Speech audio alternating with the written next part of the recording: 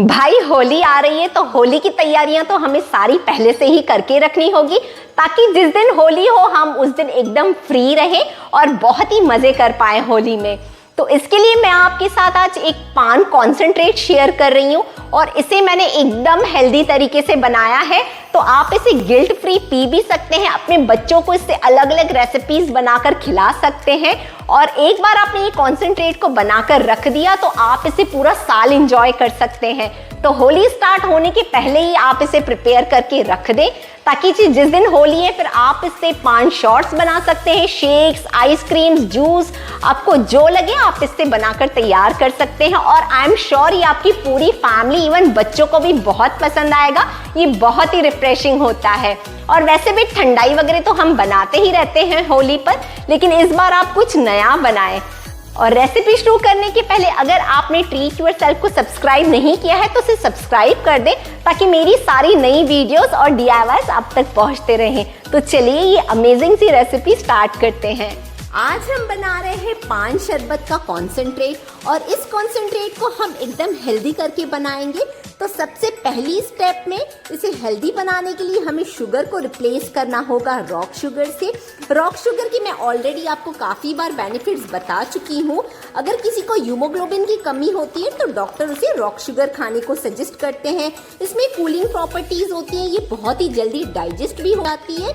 और ये rock sugar कुछ इस तरीके की दिखती है, इसके काफ़ी बड़े बड़े साइज के चंक्स होते हैं। तो सबसे पहले ये रॉक शुगर के बड़े बड़े चंक्स को हमें क्रश करना होगा, ताकि मेल्ट करने में हमें आसानी हो। क्रश करने के लिए मैं वाटर पेस्टल ले रही हूँ, आप चाहें तो कोई कपड़े में भी इसे क्रश कर सकते हैं। तो बस इस तरीके से अगर आप इसे क्रश करेंगे तो ये बहुत ही आसानी से क्रश हो जाएगी। तो ये देखिए मैंने मिश्री को क्रश कर लिया है। तो ये क्रश मिश्री को हम डालेंगे मिक्सर ग्राइंडिंग जार में। इसी तरीके से मैं सारी मिश्री को क्रश कर लूंगी। मैंने पूरी आधा किलो मिश्री को क्रश कर लिया है। आप चाहें तो मिश्री की जगह शुगर भी रिप्लेस कर सकते हैं, लेकिन हमें कोशिश करनी चाहिए कि अनहेल्दी चीज़ों की जगह अगर हम हेल्दी चीज़ें अपनी फैमिली को खिला पाएँ तो क्यों न खिलाएं। मैं मानती हूँ ये मिश्री को क्रश करने से थोड़े एक्स्ट्रा एफर्ट्स तो आपको डालने पड़ेंगे, लेकिन इससे हेल्थ बेनिफिट्स भी काफ़ी मिलेंगे आपको। तो आप कोशिश करके मिश्री ही लीजिए अपनी फैमिली के लिए। ये क्रश की हुई मिश्री में हम डालेंगे 3 टेबल स्पून सौंफ। आपके घर में जो भी सौंफ हो, मोटी पतली, आप बस इसमें डाल दें। 5 इलायची डाल रही हूँ। इस ड्रिंक को हम बहुत ही हेल्दी रिफ्रेशिंग बनाने वाले हैं, जिसमें बहुत सारी कूलिंग प्रॉपर्टीज भी होगी। और इसके ऊपर 1 टेबल स्पून डाल रहे हैं डेसिकेटेड कोकोनट। डेसिकेटेड कोकोनट है वो ऑप्शनल है, अगर आपके पास नहीं है तो आप स्किप कर सकते हैं, लेकिन आपको सौंफ और इलायची तो पक्का डालनी ही होगी। अब हम मिक्सर ग्राइंडिंग का लिड लगाएंगे और हमें इसे एकदम फाइन ग्राइंड करना होगा। ये देखिए हमने सारे इंग्रेडिएंट्स को बहुत ही अच्छे से ग्राइंड कर लिया है, और आपको इसमें हल्की हल्की सौंफ दिख रही होगी, लेकिन इससे हमें कोई प्रॉब्लम नहीं होगी, क्योंकि लास्ट में वैसे भी हम इन सारी चीज़ों को छानने ही वाले हैं। तो चलिए अभी आगे की स्टेप देख लेते हैं। तो नेक्स्ट स्टेप में हमें कोई कढ़ाई या कोई पतीला भी हम ले सकते हैं, उसे हमें गैस पर चढ़ाना होगा।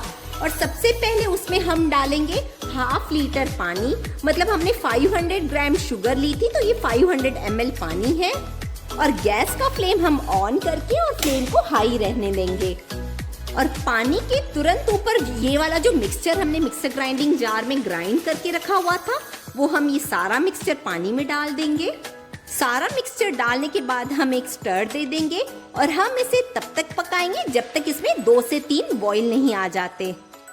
आप चाहें तो इस कॉन्सेंट्रेट को आप डबल क्वांटिटी में भी बना सकते हैं, अगर आपकी फैमिली बड़ी है तो। और वैसे भी ये जो कॉन्सेंट्रेट मैं आपको बता रही हूँ ये 1 ईयर तक खराब बिल्कुल भी नहीं होने वाला है। तो जैसे मैंने 500 ग्राम रॉक शुगर ली है, तो आप 1 kg भी ले सकते हैं, उसका डबल ट्रिपल भी कर सकते हैं। सारे इंग्रेडिएंट्स उसके अकॉर्डिंग डबल या ट्रिपल करने होंगे। ये पान का कॉन्सेंट्रेट एक बार आपने बनाकर रख दिया तो तो पूरी समर आप इससे अलग अलग रेसिपीज बना सकते हैं। आइसक्रीम्स हो गए, शेक्स, शरबत, पान शॉट्स हो गए। आप इससे डिफरेंट रेसिपीज बनाकर आप अपनी फैमिली को पूरी समर एंजॉय करवा सकते हैं। अब आप ये देखिए, हमारे जो मिक्सचर में उबाल आ चुका है। तो इस स्टेज पर गैस का फ्लेम हमें लो करना है और लो फ्लेम पर हम इस मिक्सचर को 4 से 5 मिनट तक पकाएंगे, ताकि ये मिक्सचर हमारा और गाढ़ा भी हो जाएगा और ये अच्छे से पका हुआ होगा तो खराब भी नहीं होगा। तो बस अब 4 से 5 मिनट तक हम इसे एज इट इज छोड़ देंगे। इसे कुछ चलाने की भी जरूरत नहीं है, कुछ नहीं कर रहा है, हम इसे as it is low flame पर ही छोड़ देंगे। 5 मिनट तक ये जो शुगर सिरप है हमने इसको बॉईल कर लिया है।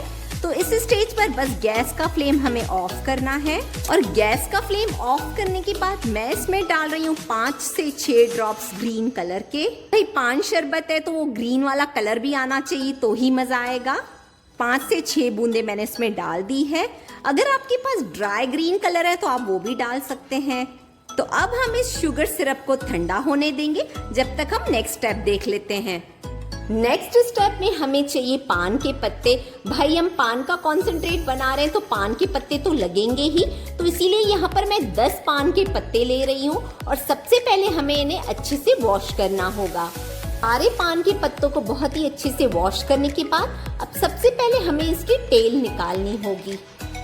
तो हम आधा किलो चीनी के लिए 10 पान के पत्ते यूज कर रहे हैं। अगर आप 1 किलो चीनी ले रहे हैं तो आपको 20 पत्ते पान के यूज करने होंगे, क्योंकि पान का जब बहुत ही अच्छा फ्लेवर आएगा हमारे कॉन्सेंट्रेट में तो ही हमें पीने में भी मजा आएगा। फील भी होगा कि हम पान का शरबत या इसी अगर कॉन्सेंट्रेट से आप आइसक्रीम बना रहे तो लगना चाहिए वो पान की है। तो बस इसकी टेल को ऐसे रिमूव करके और आप इसे हाथ से ही रफली तोड़कर एक मिक्सर ग्राइंडिंग जार में डाल दें। पान के पत्तों के ऊपर हमारा नेक्स्ट इंग्रेडिएंट जाएगा गुलकंद। आज मैं पतंजलि का गुलकंद यूज कर रही हूँ। आप चाहे तो कोई भी ब्रांड का ये गुलकंद यूज कर सकते हैं और ये बहुत ही इजीली मिल जाता है, आपको कोई भी पान की शॉप पर मिल जाएगा। तो 2 से 3 बड़े चम्मच हमें गुलकंद डालना है।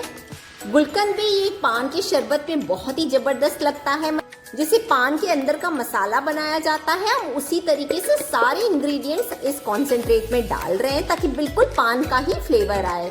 अब हम मिक्सिंग ग्राइंडिंग जार में डालेंगे 3 से 4 आइस के क्यूब्स।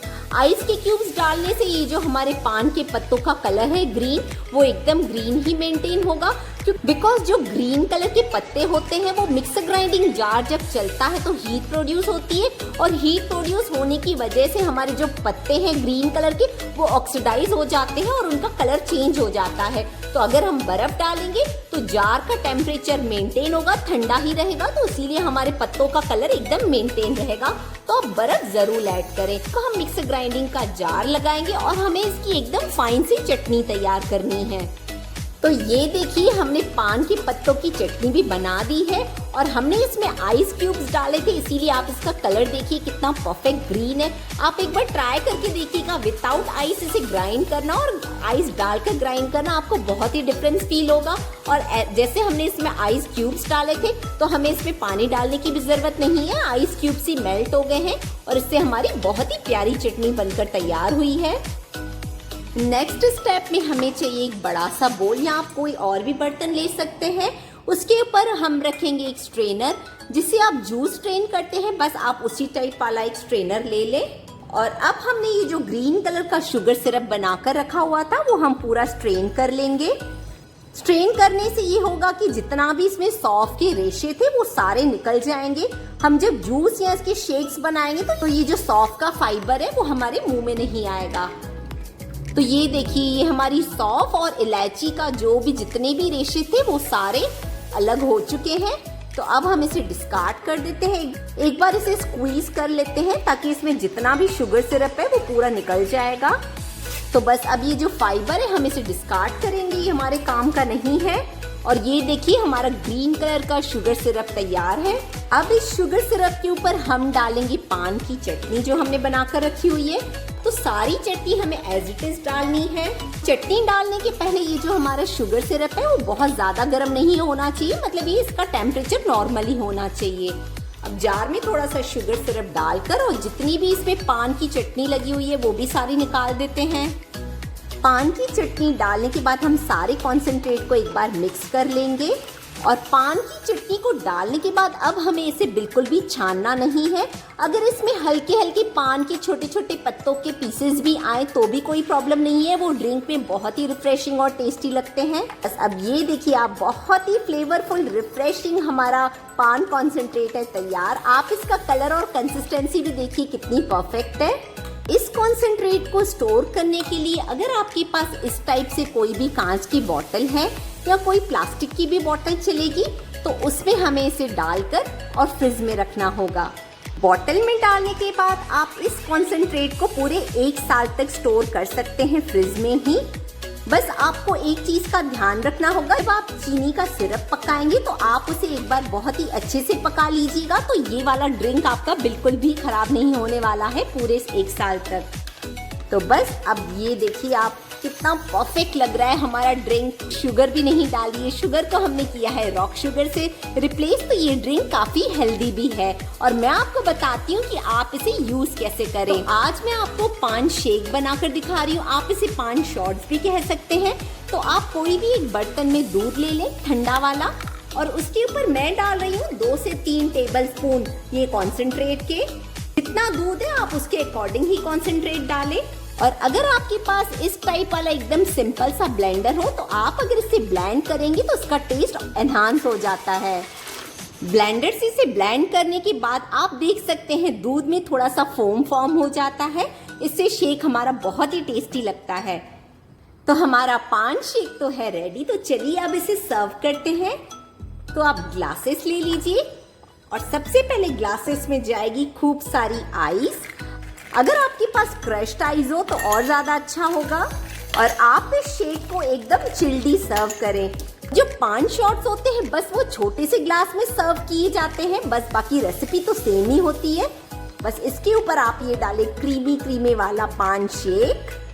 आप देख रहे हैं कितना परफेक्ट कलर, कैसी परफेक्ट कंसिस्टेंसी आई है और ये एकदम खुशबूदार है। बस आप इस होली अपने गेस्ट को कुछ नया पिलाइए। ठंडाई तो आप हमेशा बनाते ही हैं होली पर इस बार आप ये पान शेक बनाकर सर्व कीजिए। और इस पान के शेक को सजाने के लिए मैंने पान की लीफ की आधी पत्ती के ऐसे छोटे छोटे स्लाइसेस कर लिए हैं। तो बस हम इसके ऊपर ये डाल देंगे।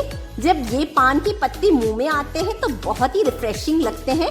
तो आप इस तरीके से सजा सकते हैं, या फिर अगर आपके पास फ्रेश रोज की पेटल्स हैं तो आप उससे भी सजा सकते हैं। मैं इसके ऊपर थोड़ी सी टूटी फ्रूटी भी डाल रही हूँ।